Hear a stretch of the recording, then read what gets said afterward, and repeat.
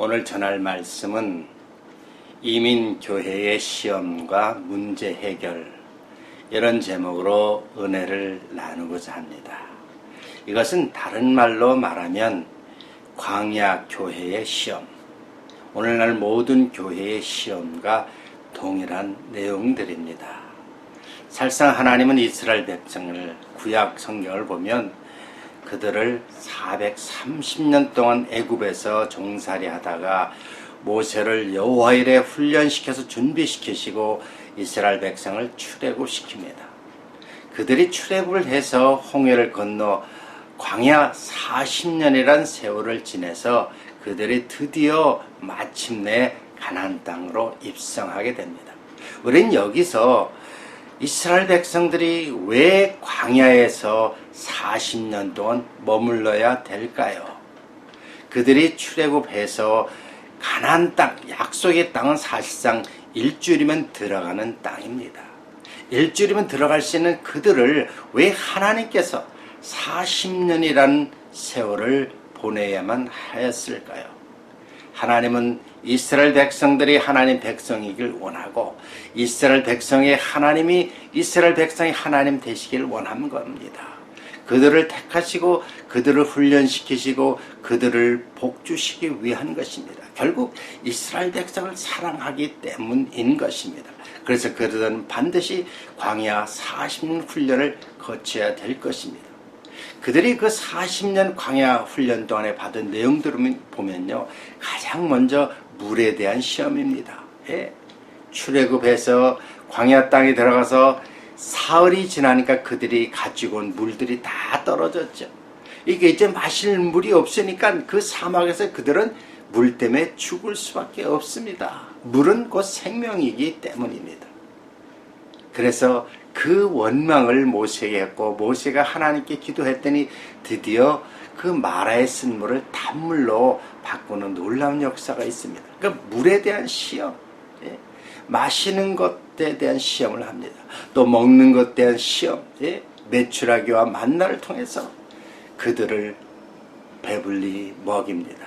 또 40년 동안 그들의 옷, 신발, 모든 의복 이런 것들을 다 헤어지지 않고 40년을 통과하게 합니다. 결론은 하나님께서 이스라엘 백성에게 하나님 존재를 알리고 나는 너의 하나님, 너는 나의 백성이고 그래서 너희들을 복주시기 위해서 진정 하나님의 백성을 삼으시고 그들과 함께 하시기 위한 과정이었던 것입니다. 사실상 그들이 물도 없고 사막지대, 낮에는 고온이고 밤에는 추운 그런 사막을 왜 걷게 하실까요? 여러분 사막을 그런 광야를 한번 건너보신 적이 있습니까? 저는 오래전에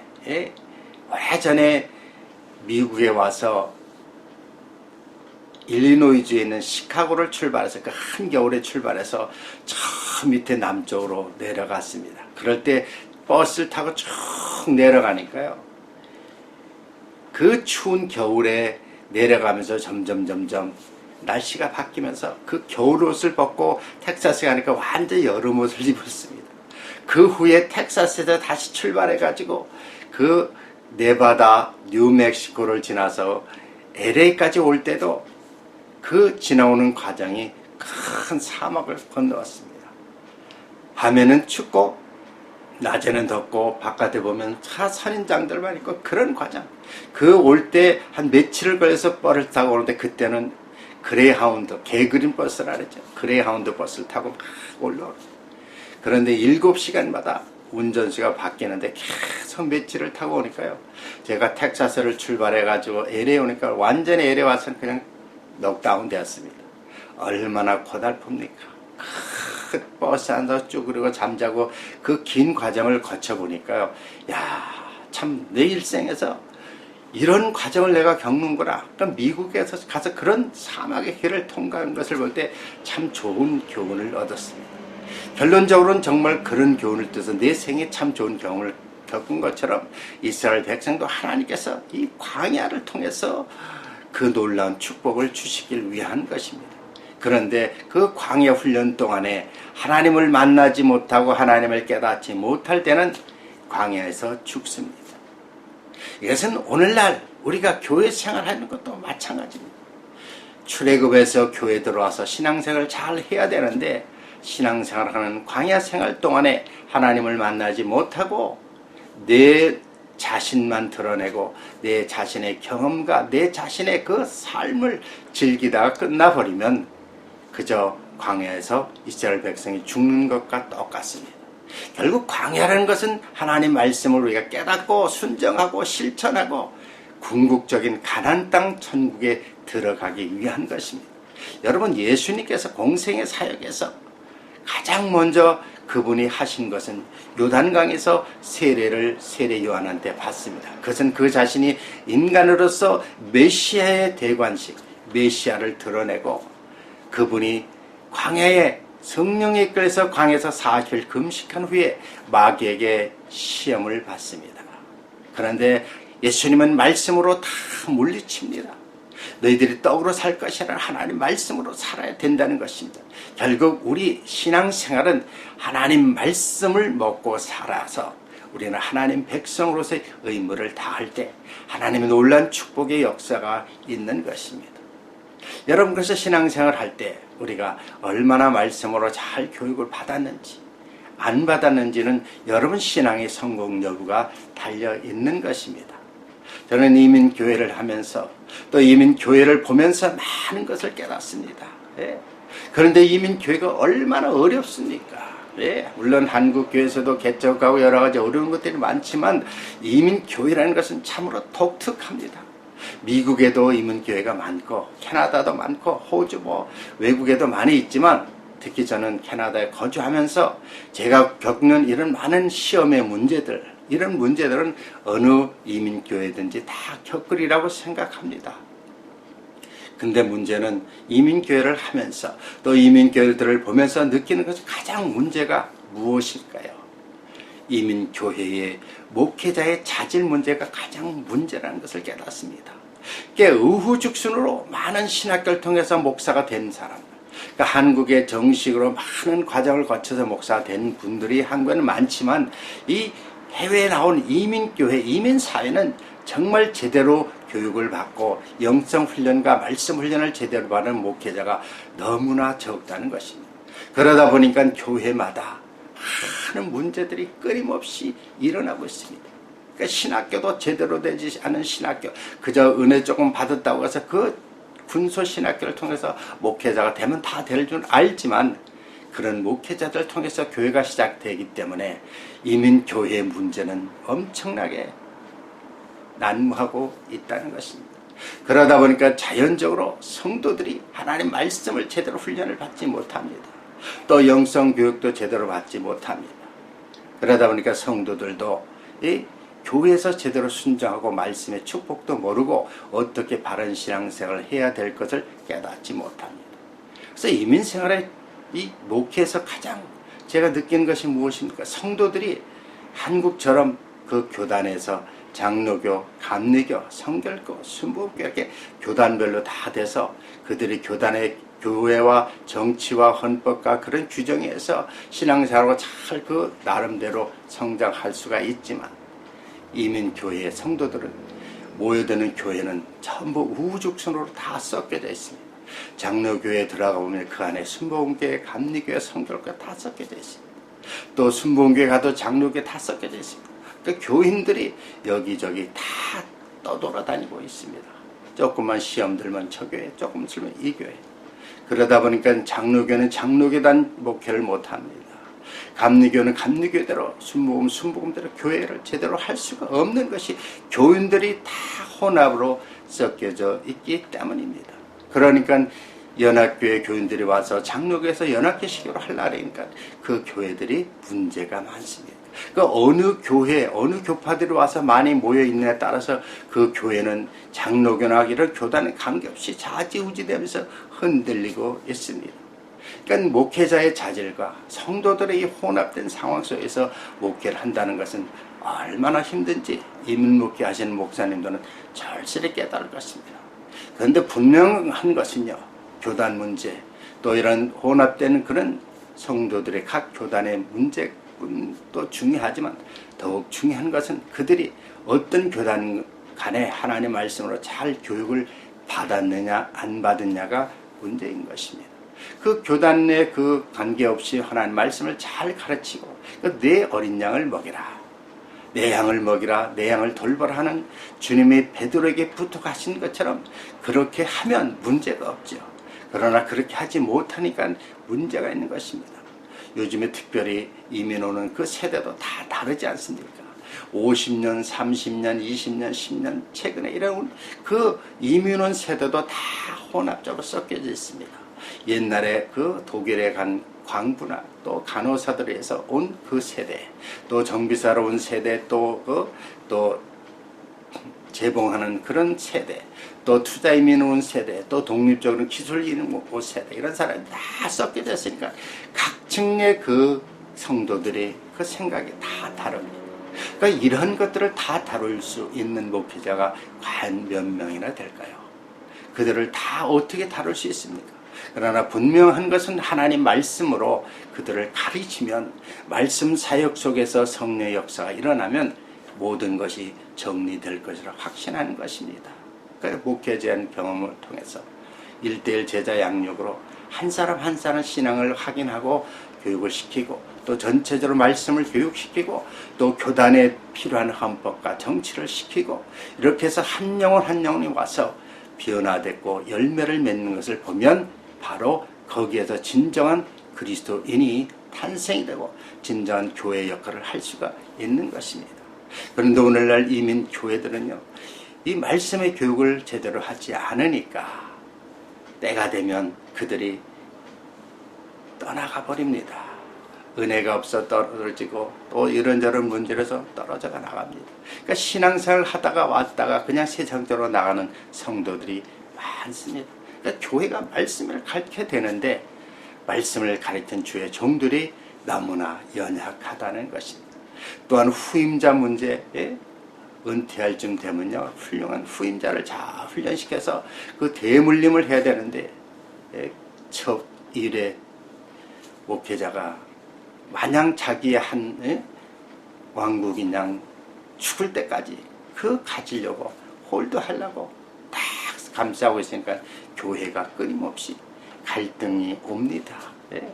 더더구나 그 청빙하는 청빙위원들조차도 훈련이 되어 있지 않으니까 교회가 교회다운 역할을 하지 못하고 후임자를 후임자도 제대로 뽑지를 못하고 있습니다.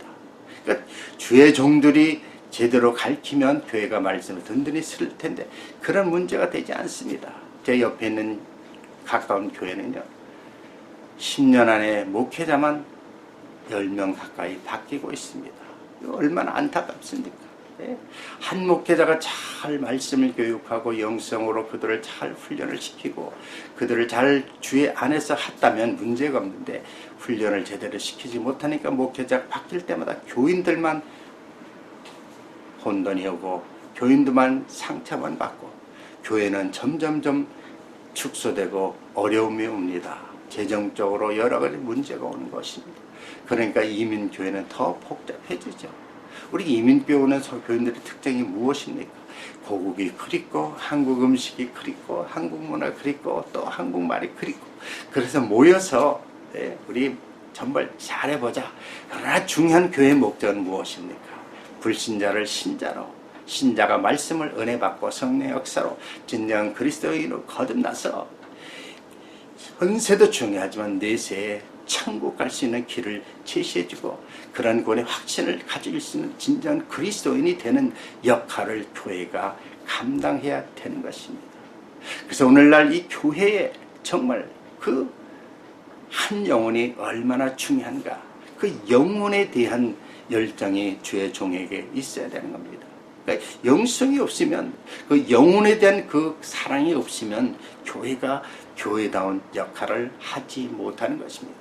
어느 교회는요, 그 교회 자체가 재정이나 뭐다 든든한데 주의 종이 왕노릇하니까 그 충성하는 일꾼들도 어느 시점 내서 시험 들어서 다 떠나가는 그러니까 주의 종이 또 재정을 가지고 좌지우지하니까 또 교회가 또 시험이 오고 떠나가 버립니다. 왜 우리는 이 마지막 시대에 정말 하나님이 원하는 주님의 피값을 세우는 교회가 왜 진정한 주님의 뜻을 헤아리지 못하고 있을까요? 어린 양을 잘 먹이고 또 돌보고 먹여서 우리 주님의 구세주고 또 그분이 우리의 정말 심판자로 오신다는 걸 믿고 구원의 확신을 가르쳐야 됩니다. 성령의 열매를 통해서 성령 역사가 일어나야 됩니다. 그래서 마지막 때는 회개하라 천국에 가까웠다고 하지 않습니까? 우리는 이민교회의 이런 문제들 정말 우리는 해결할 수 없을까요? 하나님 말씀에 입각한 주의 종들의 문제입니다. 가장 중요한 것은 주의 종들이 영성으로 하나님 말씀을 잘 깨닫고 잘 가르치고 영성으로 그들을 지도하고 성령의 역사가 교회에 일어나고 불신자가 와서 신자로 변화되는 거듭남의 역사가 있고 죄삼의 역사가 있고 병 고치는 역사가 있고 은사를 체험해서 하나님의 영광에서 쓰임받을 수 있는 그런 주의 종들과 백성이 한마음 한뜻이 돼야 됩니다. 여러분은 어떻습니까? 여러분에 속한 교회는 정말 이민교회라서 지금 그 지역을 위해서 잘하고 있습니까? 어떤 교회는 진정한 선교가 무엇인지 모르고 무조건 가난하지만 참 외부에 나가서 그냥 선교하려고 합니다. 예? 자체에 어렵고 힘든 것도 선교인데 그것을 버리고 바깥에만 떠돈 내 안에 있는 교회 어려운 사람 그 힘든 사람을 구제하고 돌보는 것도 선교인 줄 믿습니다. 여러분 수신자가 지국 평천하라는 말도 있지 않습니까? 우리 안에 가까운 데부터 여러분 선교하고 전도하고 교육하고 가까운 데부터 한 영혼이 변하는 역사가 있어야 되지 않겠습니까? 그래서 정말 우리는 교회에 오면 찬양도 좋고 친교도 좋고 다 좋습니다. 그러나 가장 중요한 것은 말씀을 통해서 우리가 주의 말씀을 통해서 하나님께 순종하고 하나님 뜻대로 살고 하나님이 주신 사명을 감당할 수 있게끔 우리가 영적으로 자라서 양이 양을 낳는 역사가 있어야 됩니다. 오늘날 이 시점에는 무엇이 중요합니까? 우리 주님께서 차라리 잃어버린 어린 양을 찾으라고 그렇지 않습니까? 교회 안에 있는 잃어버린 양이 얼마나 많습니까? 여러분 영적으로 눈이 뜨면 그 잃어버린 양을 찾아야 될 것입니다. 그래서 교회에 들어오면 변화되는 역사, 진정한 거듭나는 역사, 불신자가 신자가 되고 신자가 정말 참 신자가 되는 역사가 있어야 될 줄 믿습니다.